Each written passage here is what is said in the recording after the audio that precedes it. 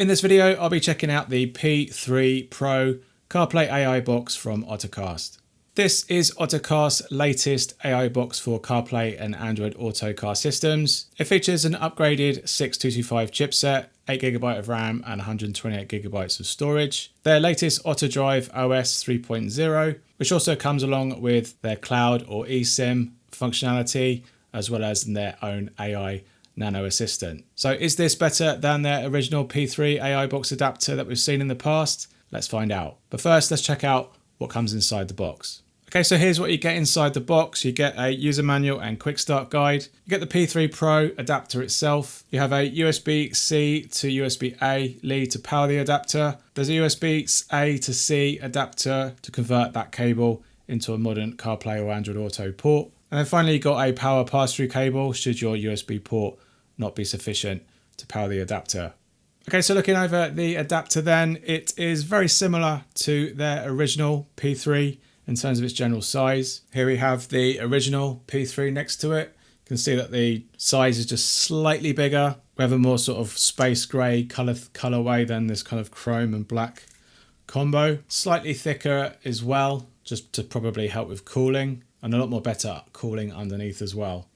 We have Ottocast branding up on top that glows with an LED to let you know the status. You've got the USB-C port here to power the adapter. Underneath this little flap here, you've got your micro SD and SIM card slot to expand your storage, as well as give it local based internet. And on the other side of the power port, you've got an HDMI output port, which is a mini HDMI socket. However, there isn't a cable supply, so you have to supply your own should you want to connect that to an external display, TV or monitor. Underneath, we've got a lot of perforated holes here for better cooling.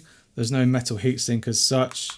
That does feel like plastic. You have a slight reset hole here to reset the box. And then here you've got a switch, which you can switch between both protocols, CarPlay and Android Auto. Overall, nice looking box. Inside we have a 6225 chipset from Qualcomm. So we've seen some of those struggle in the past, so we'll make sure that works with YouTube and things like that. Otherwise, as standard, you get 8GB of RAM, 128GB of storage, which can be expanded with the TF card slot. So along with its Android 13 operating system, with its Ottodrive 3.0 enhanced UI over the top of it, voice assistance and improved RAM and storage, slightly better CPU. There are quite a few benefits of this new P3 model over the original. But we'll next test that if that's the case in our car demo, so I'll see you there. Right, so in the Cooper Born, and we've got the Ottocast P3 Pro here ready to get plugged in. We're going to plug it into our USB-C port using the adapter, and we'll see how quickly it takes to boot up. We're connecting now.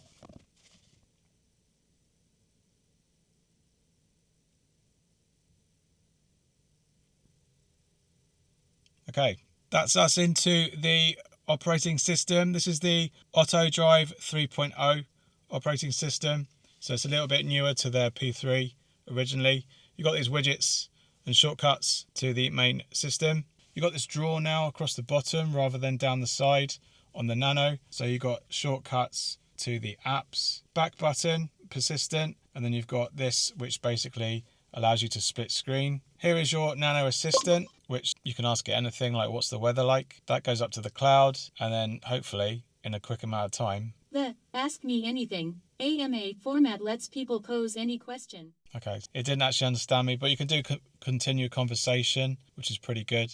Can you tell me what the weather is like today? See if it interprets all that garbage in front. Saltine, UK. Today, the 31st of December 2025, okay, is cloudy with light rain or drizzle. Cool. So you can have a continued conversation there, which is pretty good. You've got a media panel here to play back anything from Spotify to your onboard media.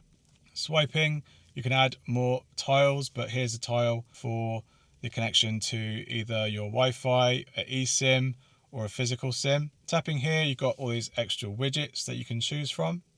Not much. Just those ones. We've got some of those running already, so not that significant addition of tiles. Nothing here, but you can tap in this kind of section through settings to drop that drawer down, but I like to keep it persistent, so you can increase the real estate a little bit if you prefer, and you'd have to use a gesture to move that bar in. Otherwise, you've got 4 shortcuts to your favorite apps. You can add those to whatever you like, but I've done my test apps here. So you've got Maps, YouTube, Netflix and Spotify. We're in Maps at the moment, which works relatively well because it's native and it's going to use the car GPS or its own GPS. It's up to you, but that's all working good. We can try destination, for example, and let's see if it uses... Head northwest on Stanmore Avenue No, towards Vale Road, then... doesn't use HUD or your instrument cluster through the app, which is unfortunate, but it's pretty much standard on AI boxes. So as for apps itself, you've got all these apps here, mostly the Google Suite apps, and I've installed a few here for test purposes. You've got a media player, you've got access to the AI assistant and your SIM card or eSIM. And here you can actually sign up to a trial plan. I think it's about 5 gig. And then you've got the various packages here, which I would say is a little bit high. But if you're caught short and you want to get some data onto that box and you're not using a SIM or you can't get Wi-Fi or something, it's actually not too bad to have a small amount like 10 gig just to get a top up and use an eSIM instead. Here you can choose if you want the physical or cloud SIM, and you need the application on your phone to sync and do the purchasing through that way. So I've installed the FPS meter here and it seems to be running relatively smoothly on the main menu at least, which is good on the 30. So no floating button of doom. You've got this persistent bar all the way through, and if it does take over the screen, and if you want to go back, you can bring it in from the side if you've got instruments at the bottom and go back home that way. Otherwise it stays there persistently, and that's probably the best of both worlds really. So for now you can hold down here and close up all your running applications. You can also drag down from the top and get quick access to hotspot on or off for CarPlay alongside Wi-Fi connections. Toggle the different displays if you're running HDMI out. Focus driving, which is just going to black the screen. AI services, you can choose whether you want to use Gemini or the Nano as well. I'm going to go back. You can see that media planner is actually playing YouTube now, so that's not too bad if you're running YouTube playlists, for example. It's quite cool for that. Obviously, I can show you how split screen works. So say you're in Google Maps, you can tap the split screen functionality, tap here to confirm after selecting YouTube, and then you've got YouTube front and center. This video I will focus on wireless. And then here Apple you can actually do some adapters. Kind of navigation.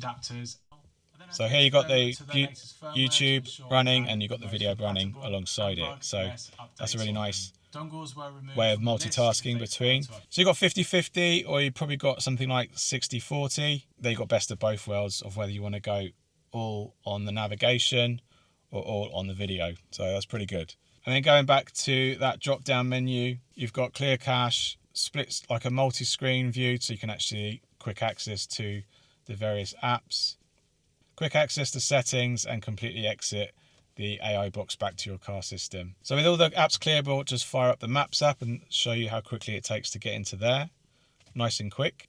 And I've shown you this before, but that works out really, really well. No pinch and zoom, but it works relatively good and is very native and uses your car GPS or the actual box's GPS if your car hasn't got that functionality. Next up, YouTube. That's us nice and very quickly into YouTube. We can do the test app. So now we're into 1080-60.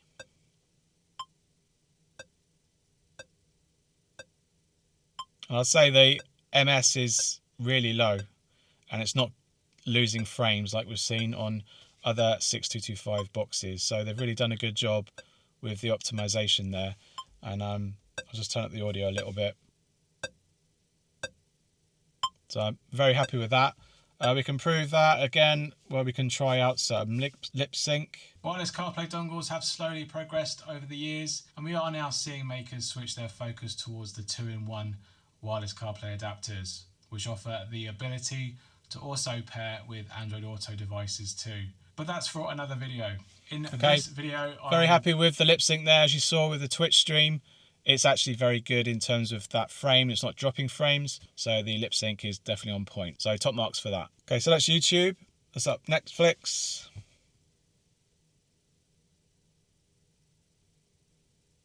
And that's us into Netflix. Nice and smooth. Tiles are a little big, but it's definitely usable. The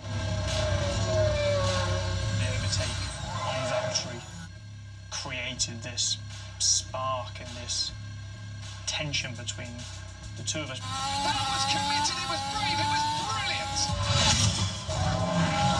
Okay. I thought, you know what? All very good there. Quality's good. All in lip sync as well. Stereo. Happy with that. Also, something I don't often say is that there's a particular type of version of Netflix and YouTube where if you tap the screen, you can get rid of that player overlay. And quite a lot of AI boxes don't have that version, and you have to wait for that overlay to time out. This one doesn't have that. You can tap the screen and dismiss the overlay immediately, and that's really, really good to see that they've kept that version. That's probably the best version. So Netflix, top marks, all good. Very happy with that. We're going to bring in the side menu again and go home. Okay, finally, Spotify. That's us nice into Spotify. We'll just do a quick bit of audio.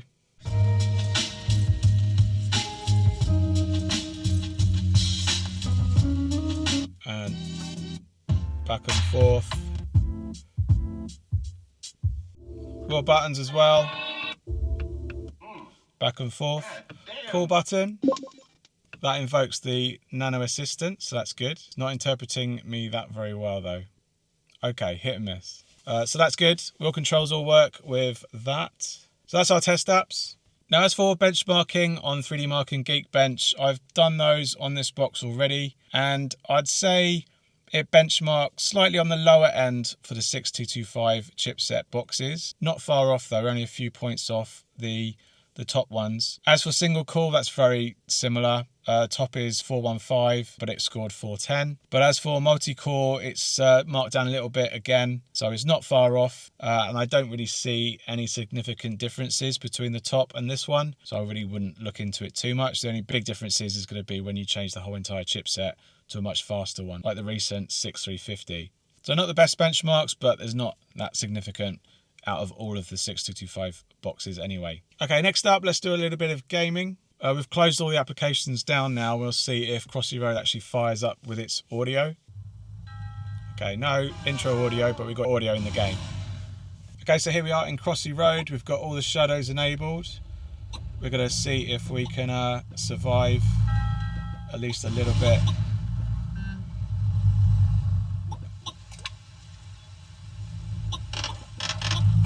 No, 22, that's pretty poor. But overall, it's not glitched so far. The sound is all working perfectly. Yes, there is a bit of lag in the touch input, which is probably kind of standard for the 6225. It's definitely not a gaming powerhouse, but the fact that it's not glitching here and the sound's working and it's all in stereo, that's a good pass for at least this chipset. Okay, here we are in Subway Surfer. Again, running nice and smoothly.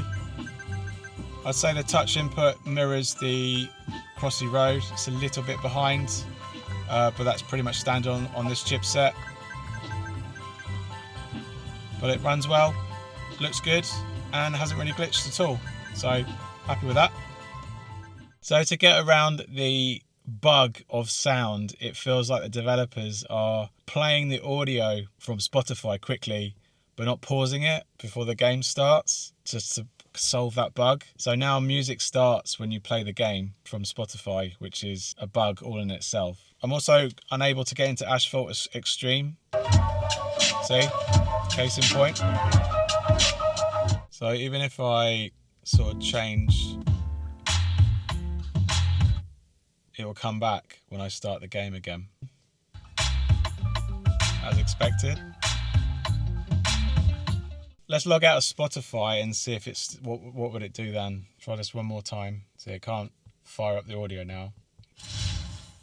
Yeah, the audio still works fine and it crashes. That's frustrating. Let's try a different game. Okay, so here we are in Asphalt 8. For some reason all the cars are slowing down. Runs relatively well.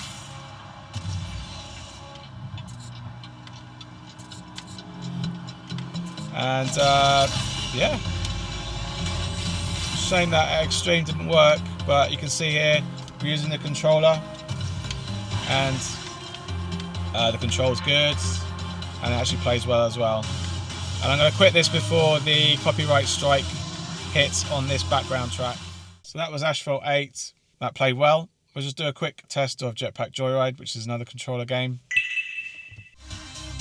Okay, here we are in Jetpack Joyride, Christmas edition. And plays well using the controller.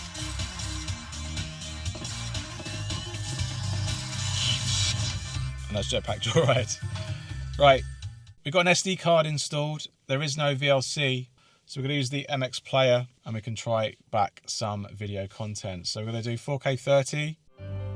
Seems to be running okay. I think VLC does it a little bit better though. Yeah, it's stuttering here a bit.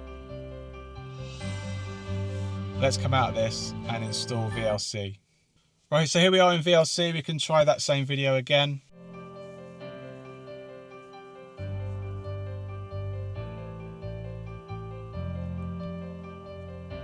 Okay, seems to be handling the 4K 30 a lot better, as I expected. So that's that one. So we'll try 60. That's not looking hopeful. Yeah, it's just frozen. So it doesn't handle 4K 60 that well. As for the trailers, 1080p. War is inevitable. One must destroy in order to create. We are no Jedi. Cool, that's all in sync. Works well. So that's media. So I definitely recommend VLC for media playback. As for CarPlay and Android Auto, you've got the multiplayer app. We'll connect our phone over Bluetooth and get that running. So here's the profile here. We're going to tap that. And that's us into CarPlay. Got this weird call button here. Not seen that before. If I tap that, that's just calling in general, I think. So can't seem to get rid of that for some reason. That's annoying. But we're into CarPlay. Looks okay. It's a little bit blurry though, in terms of the stream. I couldn't see if you could change it between 2.4 and 5G. So that might be the limit. It might be running on 2.4G here. So that's unfortunate. We'll just check directions. No navigation pass-through, unfortunately. We are pointing the right way, so it is using the GPS through the emulation of CarPlay, and it's applying it to the maps, so it is pointing us in the right direction, so that's good. Just the quality is not great, and I think 5G would fix that, but I really don't see the option in settings to change that element. Let's do a audio test.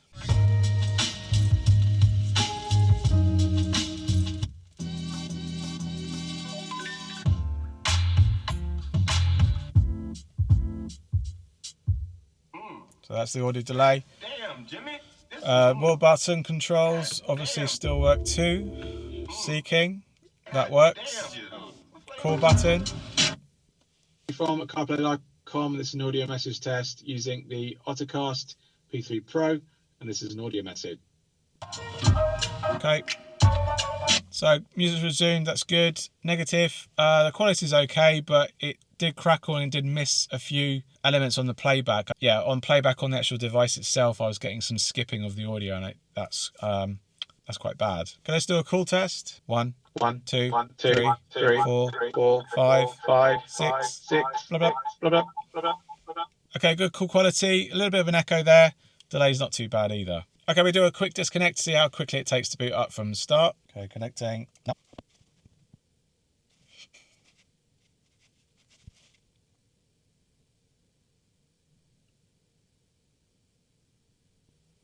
And that's us into CarPlay. Right, now let's go over to Android Auto. So here's our profile here. We're going to tap that.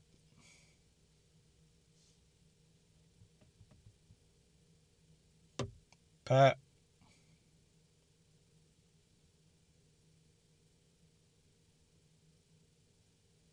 That's us very quickly into Android Auto. You can instantly see the stream again is very low quality. Not very low, but low, to be a bit worried about it. Again, because of that, the lag is not that good either. We can just jump in It's okay, it's responsive enough, but the quality, it's all blurry. It's not running at a high resolution of the stream, which is unfortunate. And we can try directions. Probably not going to get any cluster support. Nope, no cluster support either. It's not good. Skipping quite a lot there. So, fairly responsive. Wheel controls. The audio keeps cutting out as well. Can't seem to control with the wheel. So no wheel controls. Oh, call button's working. That's using Gemini, so that's fine. But the backwards and forwards isn't working, and it's really struggling. No. Oddly, the buttons aren't working. Okay, that's disappointing. We'll just do a cool test just to round up this area. 1, 2, 3, 4, 5. Blah, blah, blah, blah. Okay, cool quality, little bit grainy it sounded, but it was responsive enough, and there was very little echo as well. Probably helped with the dampening of the iPhone. So an okay pass there. Okay, we're going to check out the thermal imaging of this adapter. You can see here that we are at 34.7, 34.8 degrees on the top. And then we turn it over, which is probably where it's going to be the most hottest. And 39.41 degrees on the back there. It has been sitting face down on this surface, so it's going to be the warmest here. But you can see it's cooling down now because it's the heat is rising out of it. You can see that cooling holes are doing their job there and dissipating the heat. So not too bad temperature. And that's just after about an hour's worth of use. Okay, finally we'll do a reconnect of the box so we can see what the quick time is into Android Auto from boot. Okay, connecting.